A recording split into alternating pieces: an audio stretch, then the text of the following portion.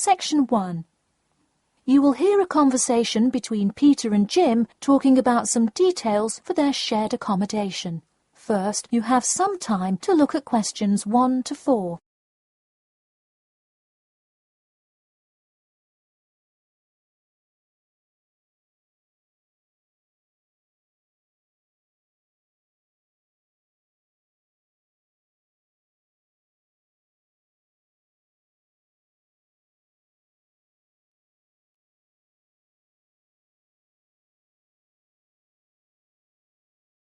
You will see that there is an example which has been done for you. On this occasion only, the conversation relating to this will be played first. Hey Jim, it's Peter. Oh hey Peter, what's up? I thought I'd call so we could hammer out the details for next year's lease. Peter says that he wants to hammer out the details for next year's lease with Jim. So, lease has been written in the space. Now we shall begin. You should answer the questions as you listen, because you will not hear the recording a second time. Listen carefully and answer questions 1 to 4. Hey Jim, it's Peter. Oh hey Peter, what's up? I thought I'd call so we could hammer out the details for next year's lease. That's a good idea. Did we ever decide on how to split the total rent? Well, I was thinking, since my room is bigger, I probably should pay a little more. So I could pay £110 and you could pay £80. Does that sound okay? Considering that my old apartment cost me £100 for a smaller room, I'm definitely all right with that. Hey, I was looking at a map of the area and can't seem to find a bus stop near it. Do you know where we would catch the bus? Well, the bus is actually pretty far from us, but we have that garage that we can park our cars in. Wow, that's great. Convenient parking is hard to find, so we're lucky we have that. Okay, so we have a whole lot of things we'll need to buy when we move in. How do you want to split that up? I was wondering, do you still work at the supermarket? Yep, every Tuesday and Saturday. Would you be able to buy things from there if I sent you a shopping list? Sure, I can do that. Great. Then I can take care of whatever else we need that you wouldn't get at a supermarket. If you want, I'll pick you up from work that day and we can go to the apartment together. Oh, that would be great, thanks. No problem. That way we can split the cost of petrol. Works for me. It's so expensive these days, isn't it? It's downright obscene. Before you hear the rest of the conversation, you have some time to look at questions 5 to 10.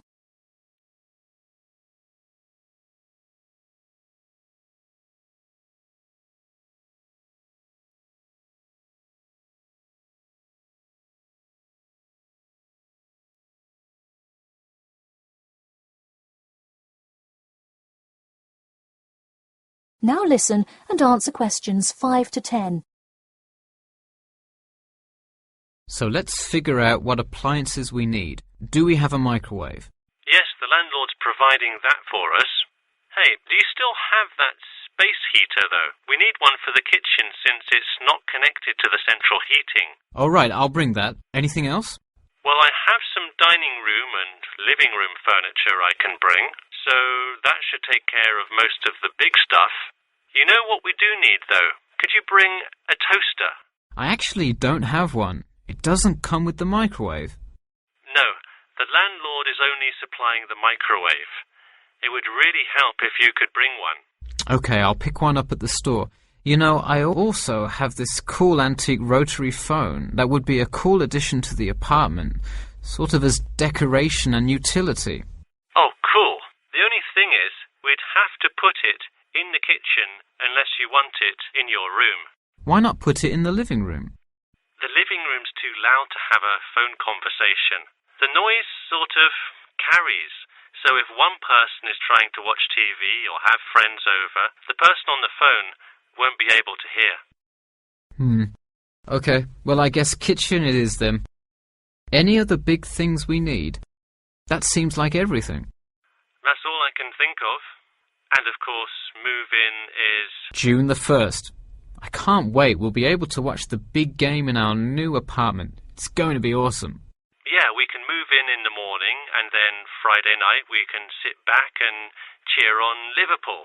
I have an exam in the morning, but we'll be done around 11 a.m. and can move in after. Wait, Liverpool?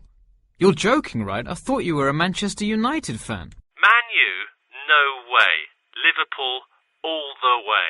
Oh no, I don't know if I can live with a Liverpool fan. That is the end of Section 1. Section 2. You'll hear an HR representative of Earn and Learn giving some information about her company. First, you have some time to look at questions 11 to 16.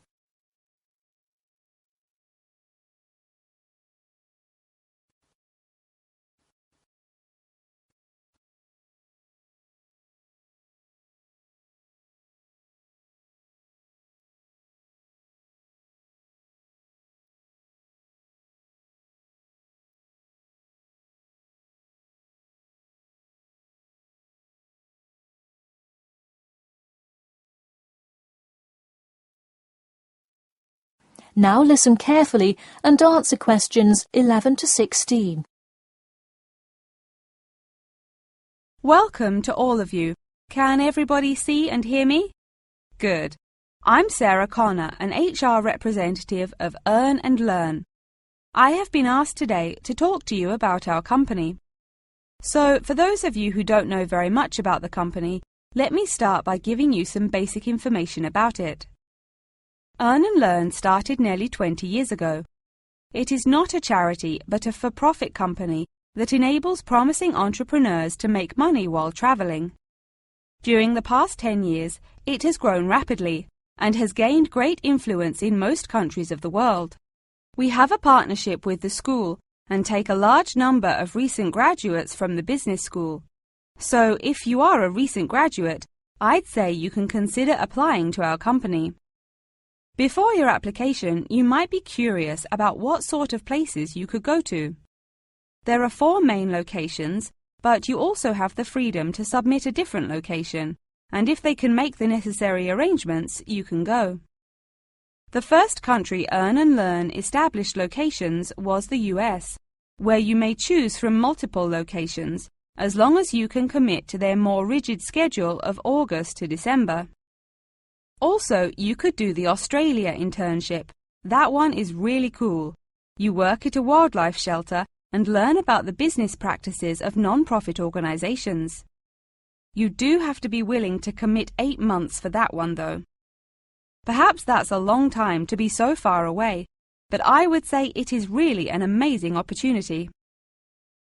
I don't know whether some of you are in decent physical shape. If so, the South Africa internship is another exciting one.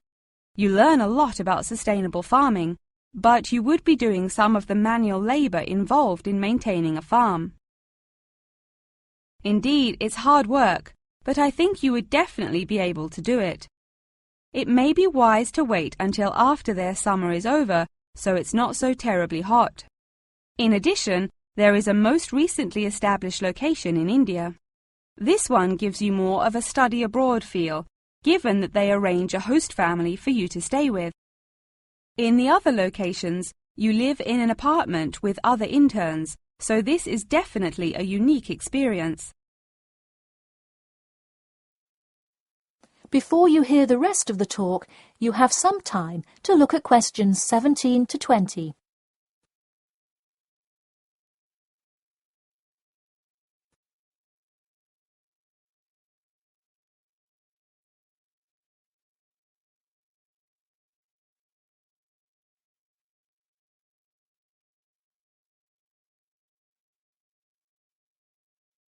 Now listen and answer questions 17 to 20. Regardless of where you go, at the end of the program you get a global traveling certificate, as long as you can explain your experience. You can provide a written log of what you did. I recommend writing journal or blog entries about what you do every day, or a weekly summary of each day. Of course, you don't have to write up a formal report or anything like that. and you need to apply for it once you have returned. Some students may want to know whether this is a paid internship. Actually, you have to pay for the flight there yourself. But you have the opportunity to create your own small business, which could earn you money if it's successful. So basically, you pay for it all up front, but when you're there, you can find ways to make money. That is to say, you pay for 2/3 of the cost up front as a deposit, and then give the final installment 1 month prior to your return. Finally, I have to remind you that you need a health check before you go, to make sure you're not going to spread any communicable diseases. In addition, before you go, you don't have to attend any meetings or workshops. You'll meet everyone you'll be working with once you get there. Okay, well, that's all I've time for today. Thanks for listening, and I'm happy to take any questions if you have them. That is the end of Section 2. Section 3. You will hear a student called Margaret Parkinson talking about the class she missed on Thursday with her professor. First, you have some time to look at questions 21 to 26.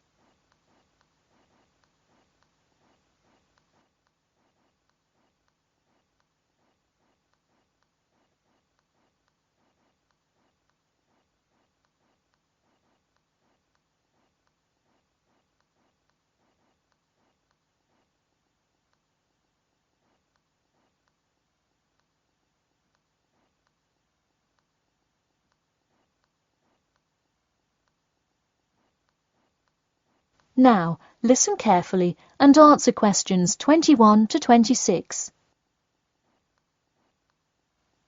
Hi, Professor Timmons. Do you have a few minutes? I was hoping to talk about what I missed on Thursday. Hello, come in. Sure, sit down. Could you tell me your name, please? Margaret, sir. Margaret Parkinson. I apologise for missing your class, but I had to go to the hospital. I'm sorry to hear that. Everything is okay now, though, I hope? Yes, thanks. Glad to hear it. So on Thursday, I outlined the research project that will account for 30% of your grade. All students will be divided into groups and will give a well-researched presentation to the class covering a specific topic relevant to student life. Oh, that sounds interesting. Can we choose just any topic that pertains to life as a student, like how to start your own student organisation? Well, though I'm sure that would be an informative presentation, I've already chosen a list of topics which I will assign. As an example, I assigned one group the topic of student loans. They're to research not just the prevalence of students who have loans to pay for their tuition, but information as to how best to manage these loans and possible scholarships that could alleviate some of the financial burden. That one sounds particularly interesting to me. Could I request that topic? I could easily find out a lot about it by stopping by the finance office on my way to class. Unfortunately, that one's already taken by another group. I have, however, assigned you to a group and given you all one of two choices. Oh, I see. What are the choices? The first is discussing smoking, trends in the number of student smokers compared with the general population, popular reasons students take up smoking, and more healthy alternatives to smoking. That one could be interesting. I'm not a smoker myself, but we'll see what my group thinks. If we did choose this topic, we would rather not put our fellow students on the spot to interview them. Where else could we gather information? How about where the cigarettes are sold? Oh, that's a great idea. I could interview the manager of a supermarket and find out the average age of people buying cigarettes, or how much they buy, that sort of thing. Precisely. Okay, I'll keep that in mind. And what was the other topic? The other topic is the practice of natural medicine. It sounds far more specific than the others, but it is more of an exercise of outlining a career path. If your group chooses this, you would cover the specifics of becoming a doctor of natural medicine, how to become licensed to practice natural medicine, what the career outlook is, etc. You could find much of the information you need on this in the Careers Office. Wow, that would be really helpful, not just in learning about natural medicine, but in how to approach researching any career path. That's the idea. I want groups to really think outside the box to find information on their topics. They should interview multiple sources. Okay, now I think I have the general idea. Before you hear the rest of the talk, you have some time to look at questions 27 to 30.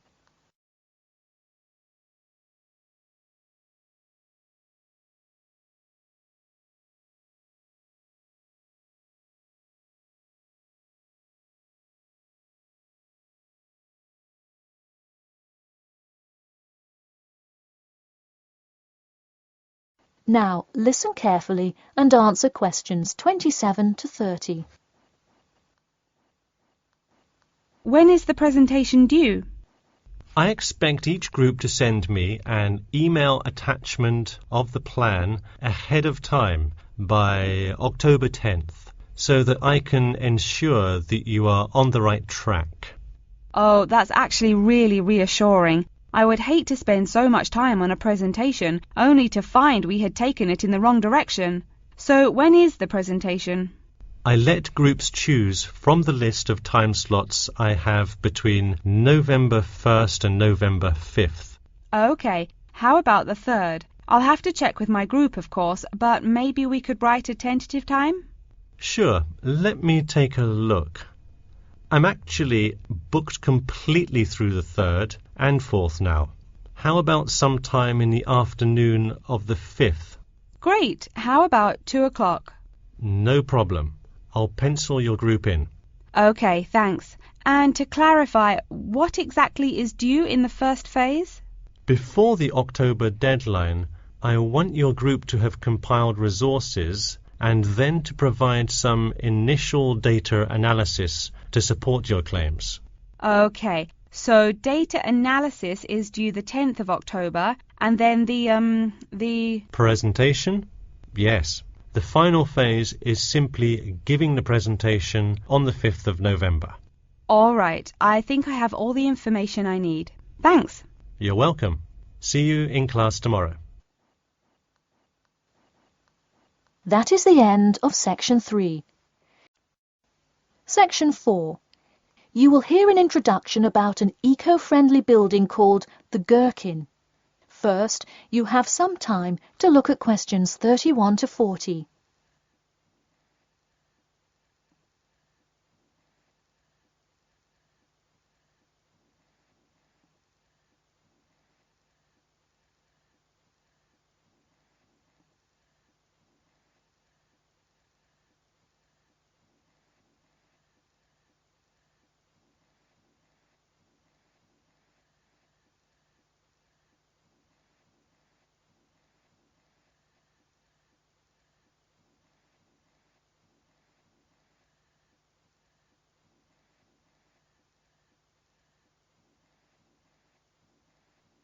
Now, listen carefully and answer questions 31 to 40. Today, I'd like to tell you about how UK architects are playing their part to address the issue of global warming. You have seen many of these iconic buildings while going about your everyday life, but you may not know how they are affecting your tomorrow. In 2003, construction was completed on the famous Swiss rebuilding, or more informally called the Gherkin, a true masterpiece commissioned by the law offices of Foster and Partners. This is not the first ambitious endeavour of the firm. They are renowned for their various philanthropic environmental efforts.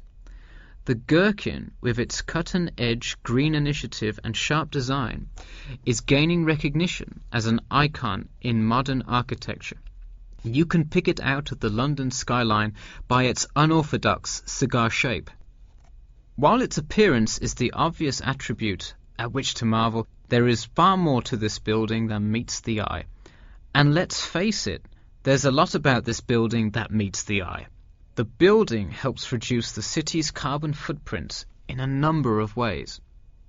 Just a quick note, in case you're not familiar with the term carbon footprint, get used to it. It's a buzzword you'll hear relentlessly to talk about reducing emissions. Think of it as the amount of harmful greenhouse gases that are given off into the environment by a single person, organization, or product. So going back to the Gherkin building, perhaps the most obvious as well as the most significant eco-friendly feature is the glass windows, which allow light to pass through the building, both reducing heating costs and brightening up the workspace.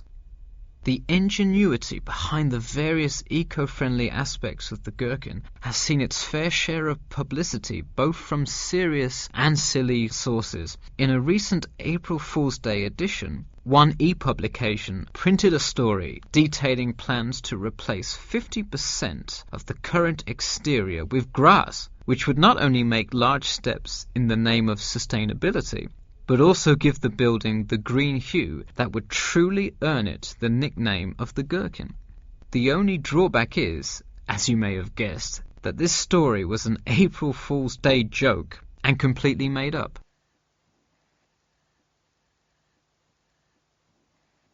In all seriousness, though, the building is setting a new standard of design that other architects and city planners just cannot ignore. The building's bold and cost-efficient design has won a number of architecture awards, including the Stirling Prize, the London Region Award, and the Empress Skyscraper Award, among others. The design comfortably accommodates a large number of offices, while keeping maintenance and operation costs down, striking a superb balance between nature and the workplace. Nature is well and good, as long as the weather is nice outside. Given London's notoriously bad weather, the architects knew they must devise a quality temperature regulation system, and that they did. A special system designed to reduce the building's reliance on air conditioning was devised that cuts consumption in half compared to standard office buildings.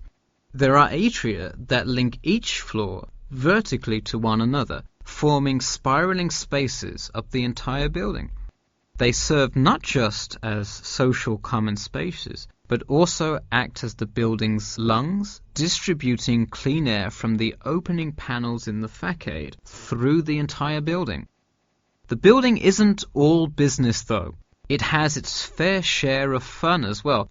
At the very top, a club room offers a picturesque entertainment spot for company functions, private parties, etc., with a breathtaking panoramic view of the city. The creation of such an innovative structure has many wondering what the future of urban planning and architecture may be.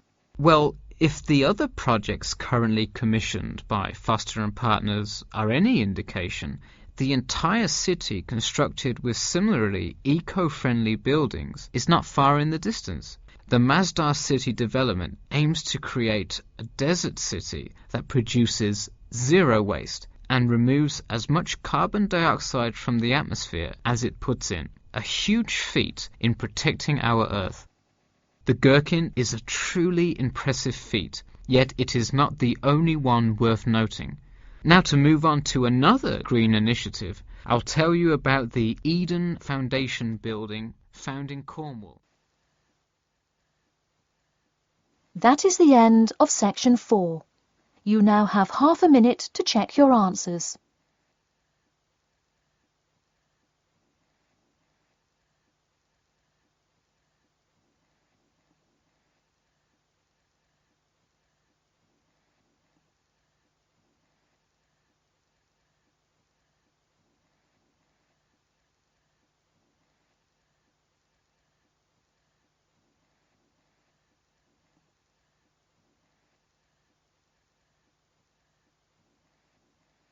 That is the end of the listening test.